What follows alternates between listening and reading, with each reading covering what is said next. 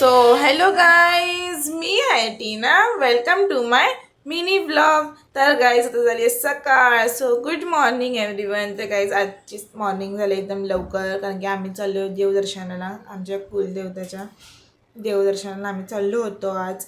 आणि मग आता मस्तपैकी रेडी वगैरे झालो आहोत. आणि आता आमच्या सगळ्यांच्या आउटफिट्स दाखवते तुम्हाला. तर मी घातली होती व्हाईट कलरचा आउटफिट आणि हे होतं माझा आउटफिट. आणि माझ्यासोबत कंपनी द्यायला होते पप्पा. तर पप्पांनी सुद्धा घातलं होतं व्हाईट कलरचं शर्ट आणि ब्लॅक कलरचं पॅन्ट. पप्पांना बोलली हाय. पप्पा हाय केलं आहे. मग मम्मीचं एक लुक होतं आणि मग त्याच्यानंतर मग भावाचं दाखवते. गरम होत होतं म्हणून ना त्यांनी शर्ट घातला नव्हता, मग असंच उभं होता. मग जाताना तो शर्ट वगैरे वेअर केल्यानंतरला. तर गाईज किती दिवसानंतरचा मॉर्निंगचा व्ह्यू बघायला भेटला, एकदम छान वाटत होता. मग आता त्याच्यानंतरला आम्ही घरी तर बाप्पाच्या पाया वगैरे पडलो आणि आता खाली आलो आहे कुलदेवीच्या मंदिरात. त्यांचं पण पाय वगैरे पडून, ही आमची कुलदेवीची मंदिर होती. मग पाया वगैरे पडून आमचं सगळं झालं आहे. आणि आता बघूया आजचा सफर कसा असते, बिकॉज ट्रॅव्हलिंगमध्ये खूप इश्यू होता आम्हाला. तर बघू कसं असतं आजचं सफर आणि आजचा रूटीन काय आहे ते. मग त्याच्यानंतरला आमची जे कार बुक केलं होतं ते सुद्धा आलेलं. मग आम्ही मस्तपैकी उतरलो. आम्ही जाणार होतो ते कारमध्ये. तर सगळ्यांचं सेटलमेंट करायचं बाकी होतं. तर गाईस आम्ही जाणार होतो 5 वाजता, पण वाजले 6, कारण की दीदी लोकांना जरा लेट झालं म्हणून. मग आम्ही फायनली सगळे बसलो वगैरे. मग कसं तरी ॲडजस्टमेंट करून आम्ही सगळे बसलो.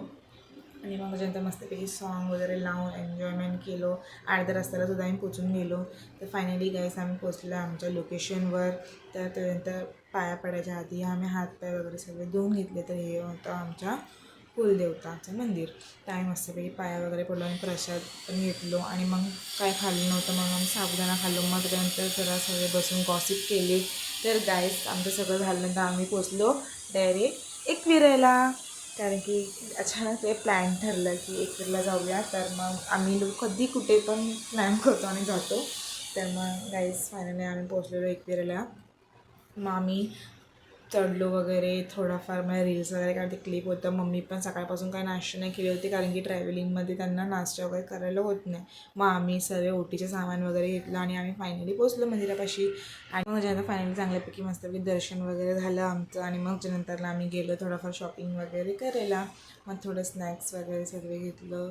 मग त्यानंतरला आम्ही बसलो जेवायला. आणि जेवणामध्ये आम्ही मिसळपाव होता. काहीच थकलं होतं म्हणून काही क्लिप घ्यायला भेटलं नाही. दिस इज द एंड.